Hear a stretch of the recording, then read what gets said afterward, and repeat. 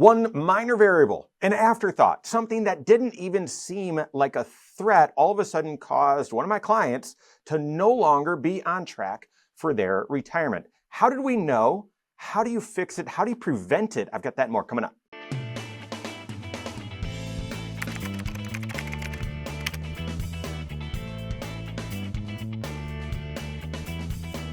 I had to give some bad news this week. Really, had to give some bad news and had to tell someone that they were previously on track to be able to retire on time, on their goal. This is their number one priority, is saving up for retirement. And I had to tell them, you're no longer on track. And it was a bummer.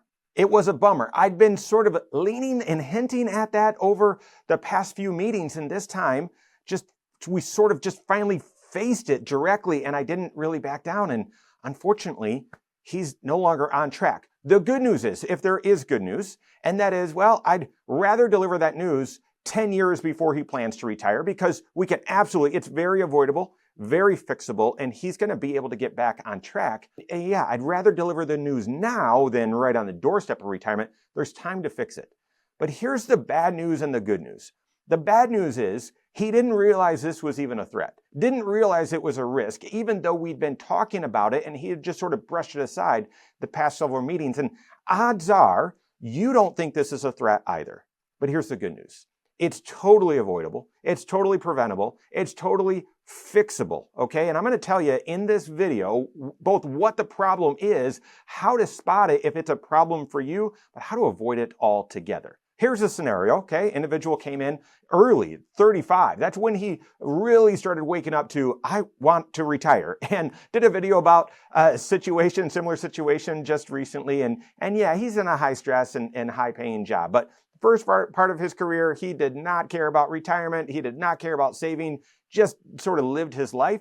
And around 35, he woke up and said, I don't want to do this forever. I'm not saving up. I need to get serious, and reached out. And his goal at that point was, okay, I need to start saving for retirement, but I want to retire. I want to have financial independence early, and therefore I want to be able to max out my 401k. I've got to get to maxing out my 401k. And he got hyper focused on that. It took him a few years, but in his early 40s, yeah, he was maxing out his 401k. It was fantastic. We built out the plan and his retirement plan, and yeah, you are on track. This works fantastic. Here's the problem. Over the past several years, his income has been growing a lot, quite a bit. And fantastic is a fantastic problem, right? But his income's been growing, and yet his retirement savings have been staying the same. Essentially, he's just been maxing out his 401k. And you might say, well, wait a second, isn't the 401k contribution limit, it's increasing a little bit every year, right? We just got a $1,000 increase going from last year to this year.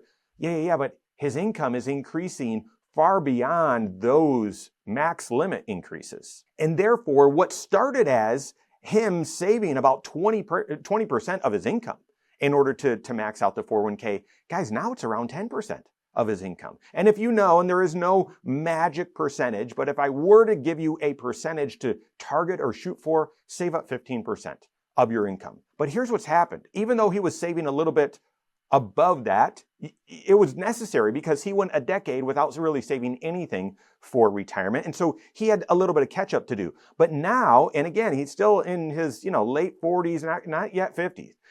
He's still got about 10 years left in his career. But for that chunk of time, he's saving a lot, but he's not saving a very high percentage of his income. And here's the issue. The past few years, as I've sort of seen his income go up, and we've been managing taxes and talking about a lot of, all 6 areas of his financial life, as we've reviewed the retirement plan, we've looked at what he originally said he'd be spending in retirement, which, right, is still a long way off. You have to revisit those 5 factors on a regular basis to ensure that you are pointed at the right target. And he said, oh yeah, nope, that's fine. We're still living on that. Everything's fine. And he sort of just brushed it off like, no, that's still the right number, still the right number. And I grew more and more concerned. So I kept kind of bringing it up. Is that still the right spending number?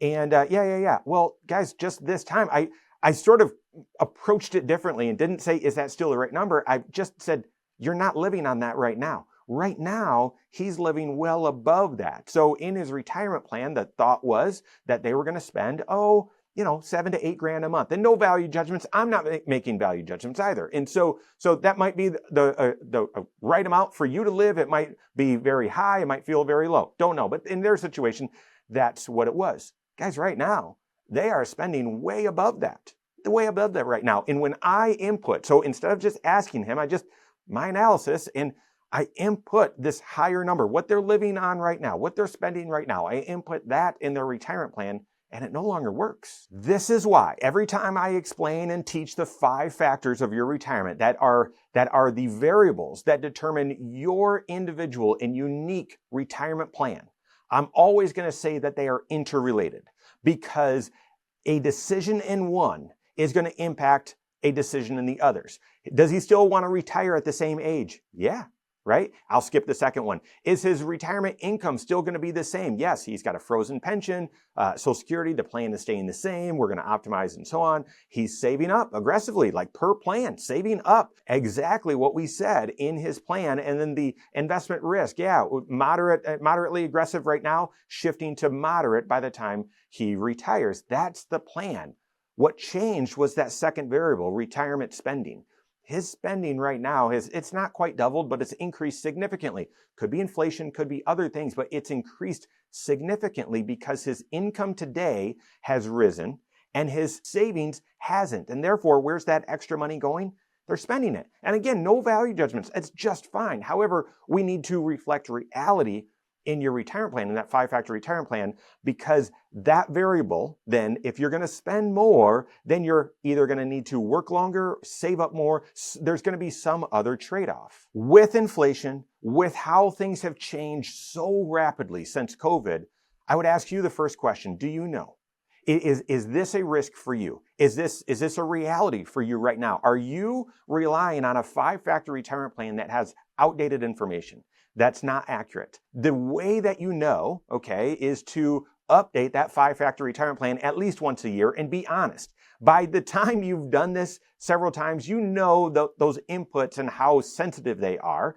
But instead of playing the game to say, well, I just want it to give me the answer that I want, be realistic and update those numbers. And even if you know it's going to say that we're off track, then work on what trade-offs could you make? What adjustments could you make? So that's the first thing, identifying if this is an issue. Second, how do you fix it? How do you fix it? Here's how we fixed it for him. If they're going to be spending at that higher level, then I calculated, here's how much you need to be saving extra.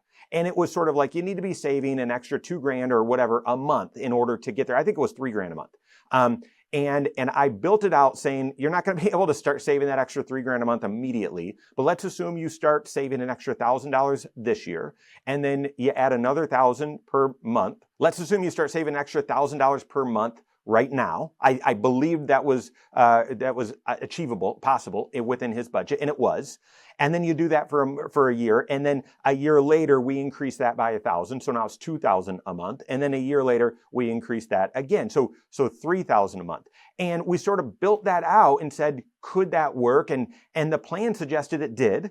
And then this individual said, yeah, I can make that work in my finances. Again, very, very focused on retirement. This is his biggest goal, is to get to financial independence. And so he said, yeah, that works. But again, in this, well, how do you fix it? One could be increasing savings. That's what we're planning on with him. The other could be just austerity, snapping back to, listen, you said you'd be spending this. You're now spending a lot more because your income's going up. Do you think this spending level is the right number? And if so, can you start living off of that right now to confirm that, no, that is still the right number? And if so, that's going to naturally free up more money to save. That's that Bernard paradox. I know it's a silly name that I came up with because no one is really talking about this, and I haven't come up with a better name. But the idea that if you plan to spend less in retirement, then you've got more savings capacity right now, versus if you're spending more right now, you have less to save, but you need more savings built up. That's a Bernard paradox. So that's how you would fix the problem. But it is very preventable. It's very preventable. And here's then that kind of the maybe the most important. Maybe you heard this and say, it doesn't really apply to me. My 5-factor retirement plan's up to snuff. It's accurate and so on. And I don't really see this as a risk. Therefore, I don't need to fix it. Well, here's how you prevent it. Even as your income rises, be contributing a percentage of your income. The sort of the Achilles heel with this was this individual laser focused on maxing out his 401k. even when that maxing out, or even when 15%, saving 15% towards retirement was above that max, he didn't then say, well, let's get creative. Let's start doing backdoor Roths. Let's start doing other savings. It was, well, this money's going here and money's going there. We're doing this, we're doing that. And there was no real capacity to save. Every year when you do your taxes, or just once a year, what's your salary? What are you saving? And look at that percentage. If you continue to make it a percentage, say 15%, of what your income is, then even as your income grows, even if it grows significantly, you know that your savings are kept in line in proportion with that, and your spending as well. So ideally, this issue is never an issue for you. You prevent it altogether. But if that's not the case, I want you to be honest. I want you to look at your plan, make sure that you have the correct and accurate inputs, and you know whether you are on track still or not. And if not, work with your CFP, adjust the levers, adjust the trade-offs, get back on track. I want you to have that confidence. I want you to have that clarity. Work with your CFP for creative strategies as well. If you don't have a CFP on your team, you can contact one on my team. Find us online, Korhorn.com. That's Korhorn with K, wisemoneyshow.com. You can find us there as well, or give us a call, 574-247-5898. All right, there you have it. Go out and take your next wise step in your financial life.